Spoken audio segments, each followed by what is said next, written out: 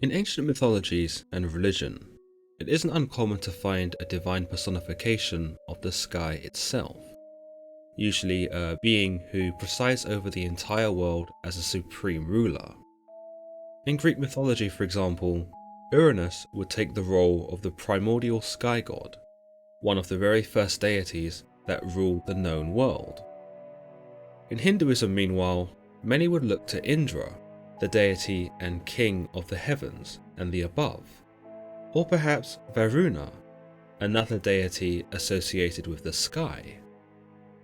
Sky deities usually have a prominent role within ancient stories, and usually serve as some sort of catalyst for the later progression and evolution of more modern gods or of people themselves. Such ideas stem as far back as Mesopotamian myths, where the supreme sky god Anu would become known as an ancestor to all other deities in the ancient religions.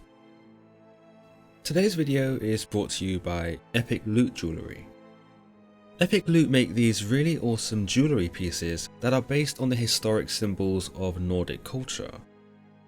Whether you're into bracelets, rings, or even watches, there's more than a few eye-catching items to represent your inner Viking. Right now, Epic Loot are having a huge sale with up to 60% off on selected items, so be sure to click the link in the description below and take a look at epiclootshop.com. Anu is considered to be the undisputed ruler of the entire universe, a being who all other gods and mortal kings recognized as their superior and the undeniable authority. It was he who bestowed power onto the other gods, and the kings themselves who would govern on earth, and all glory was thought to have been paid unto him.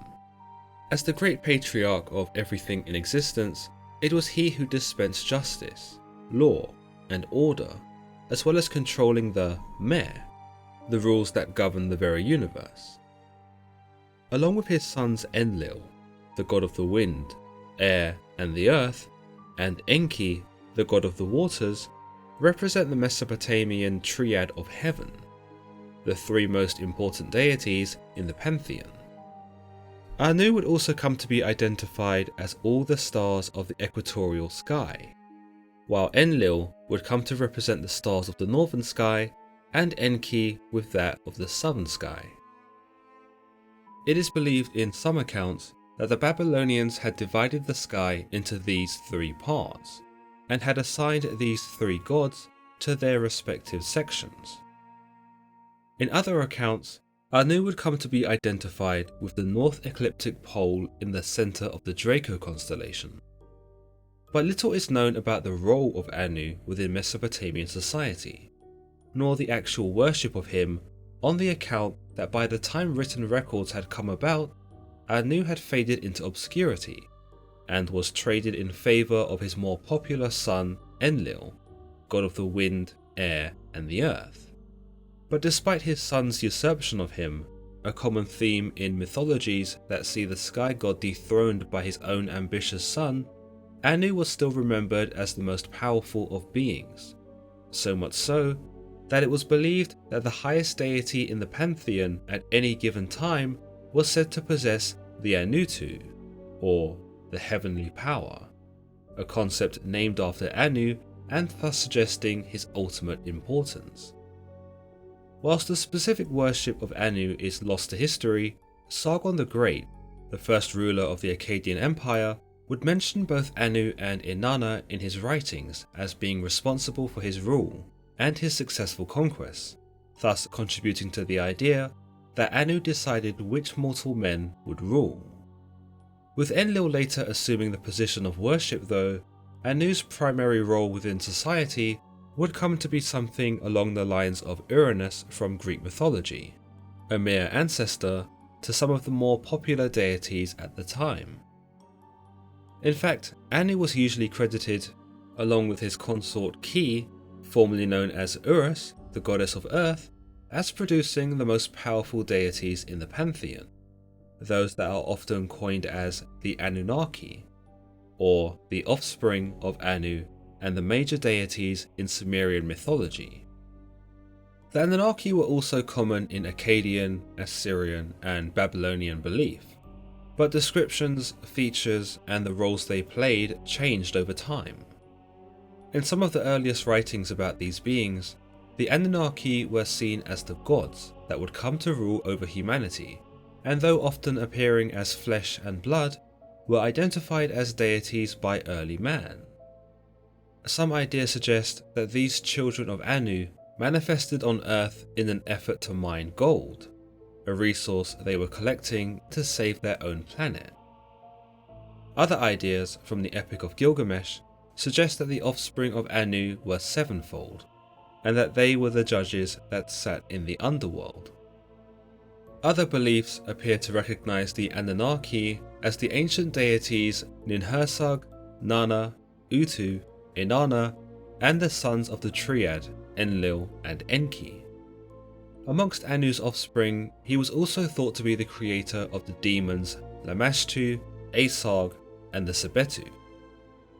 Worship of Anu was thought to have taken place in the Inanna temple, a Sumerian structure thought to be the main cult center of the ancient god.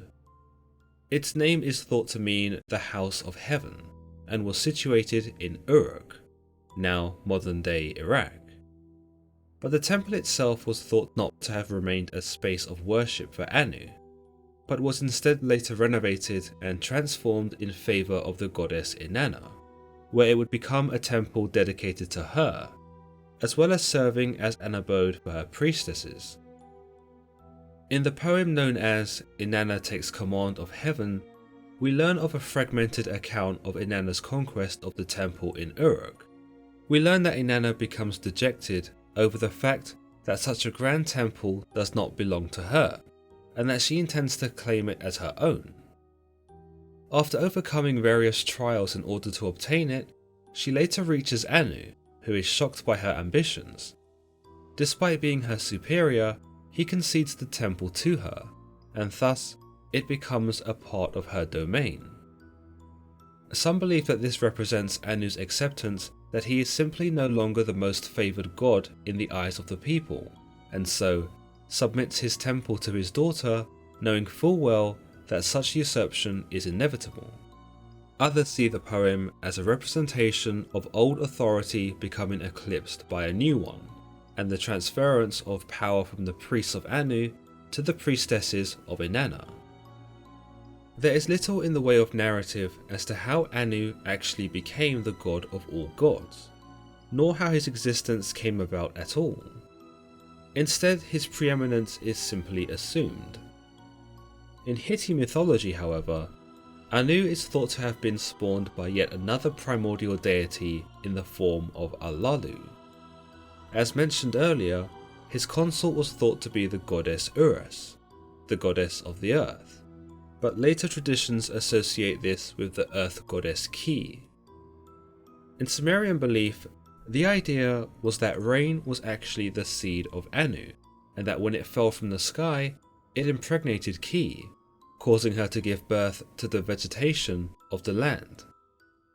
Meanwhile, in Akkadian myth, the idea was that Ki was fed by Antu, a feminine form of Anu, and that her breasts were the clouds themselves, that which produced milk for Ki in the form of rain. Other Mesopotamian traditions see Anu born of Ansher and Kishar, the heaven and the earth respectively, those being the second born of the primordial coupling of Apsu and Tiamat at the very beginning of existence. Another origin story takes place in the prologue to the epic poem of Gilgamesh, where we learn of Namu, the primeval sea and the only being in the universe. At some point, Namu gives birth to An, the Sumerian name for Anu, as well as giving birth to Ki. An becomes the sky and Ki becomes the earth. We learn that An and Ki mate with each other and give birth to Enlil, the god of the wind. In this idea, as the wind, Enlil comes between his parents and separates them, making the earth his domain. Incidentally, An retains the skies and also becomes associated with the heavens themselves. Anu's presence can also be found where Anu's daughter, Ishtar, the East Semitic equivalent of Inanna, attempts to seduce the hero Gilgamesh. When she fails, Ishtar storms into heaven to tell her father of how she has been scorned by Gilgamesh. Anu responds mostly with apathy, more curious as to why she's even telling him about it as opposed to solving the problem herself. Ishtar demands of Anu to give her the Bull of Heaven, a mythical creature which she intends to use to attack Gilgamesh with. When Anu has his reserves about this, Ishtar threatens him, telling him that if he refuses to surrender the bull, she will tear down the gates of the underworld and raise the dead to consume the living. Heeding this threat, Anu submits the bull to Ishtar, which she does use to attack Gilgamesh with. In another myth known as the myth of Adapa from the Kassite period, Anu notices that the southern winds have not blown for 7 whole days. He turns to his chief advisor, known as Ilabrat, for an explanation, to which Ilabrat explains that Adapa, the priest of Ea, or Enki, in the ancient region of Eridu, had broken the south wind's wing in a moment of rage after having been blown from his ship by the wind on a fishing expedition. Anu demands that Adapa is brought to him to explain for this, but before Adapa leaves, Ea or Enki warns him not to eat or drink any of the food given to him by Anu, because all of it will be poisoned. Adapa arrives before Anu and tells him that the reason he broke the south wind's wing was because he'd been fishing for Ea, and that the south wind had caused a storm, which had sunk his boat. Anu's doorkeepers also happened to be present, and they vouch for Adapa's story, thus vindicating him of any guilt. Anu is satisfied with Adapa's account, and now that he's no longer angry with the priest, he disposes of the poisoned food and gives Adapa food that will instead make him immortal. It is believed he does this because he was so impressed by Adapa's wisdom and honesty that he couldn't understand why Ea had created him and not allowed him to live forever. But Adapa maintains Ea's advice to refuse the food, and so attempts to leave without having taken a bite. But Anu is thought to have been offended by Adapa's refusal of his food, and only becomes even more enraged when he learns from Adapa that Ea had told him not to eat anything because it would have been poisoned. Whilst the account is sketchy because the original tablets of the story were damaged, it is possible that Ea knew that Anu was going to offer Adapa eternal life, and purposefully deceives him in order to prevent it. Another idea is that the offer made by Anu for immortality could only be made once, and so, when Adapa refused it, it became a done and irrevocable deal. Some have drawn similarities between this story and the story of Adam and Eve in Genesis. Ea has a similar reasoning as the biblical God, for he does not want for man to become immortal. Where Ea deceives man in Adapa to refuse the offerings of immortality, God also removes all possibility of man receiving immortality by booting him out of the Garden of Eden and barring him from the Tree of Life. It can be argued that Ea understood that humans could not be immortal, for that would make them like gods themselves, thus upsetting the natural order of things and promoting the possibility of mortal rebellion. It's interesting here that a superior god like Anu fails to see this reasoning, and there is a childlike innocence applied to Anu here, who can be seen as generous and good-natured.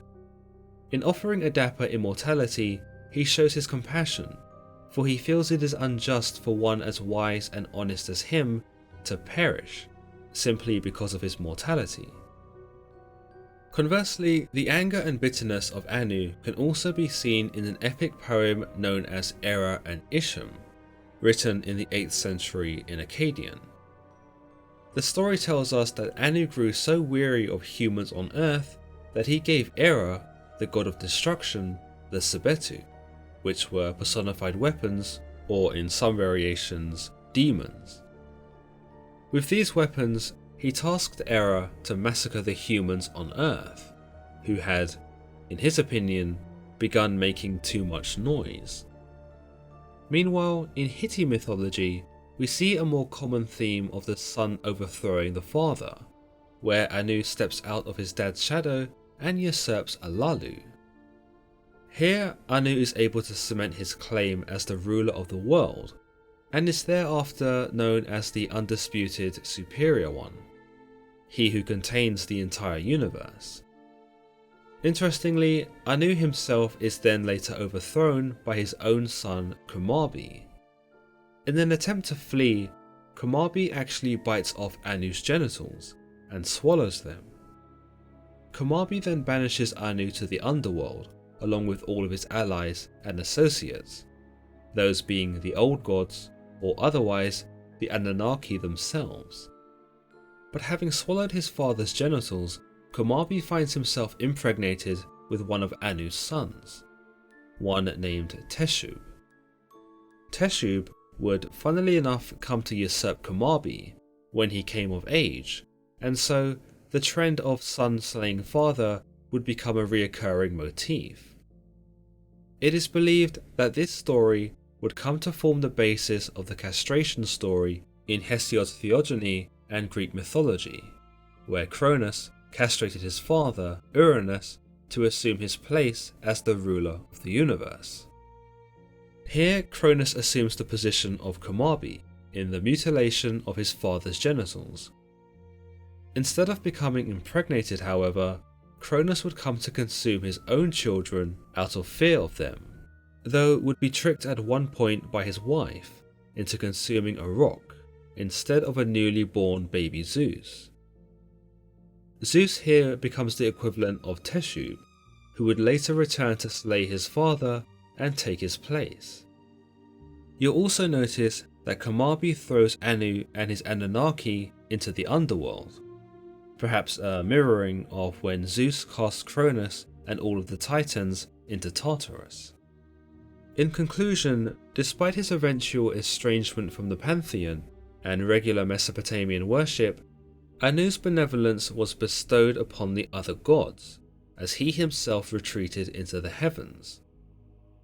Despite distancing himself from the gods and mortals alike, it is a testament to his character that he would still be recognized and remembered as the master creator behind the workings of existence. It is through Enlil, however, that many would come to remember Anu, for his son would gradually adopt his father's characteristics, and most importantly, his father's role. But saying that, despite Enlil's popularity, Anu was still venerated through the city of Uruk, before Inanna's eventual conquest of it, where the temple of Inanna was built and honoured in his name. Despite his erosion in the presence of the newer gods, offerings were still brought to the temple, even after he was long gone. Once more, even after Inanna's priestesses took over the temple, Anu was still remembered as the power behind all other gods, who were still in operation thereafter. But let me know your thoughts about the god Anu in the comments below, and who you'd like to see next in this new series on ancient deities. As always, don't forget to give this video a thumbs up, and don't forget to subscribe for more content just like this. Until next time.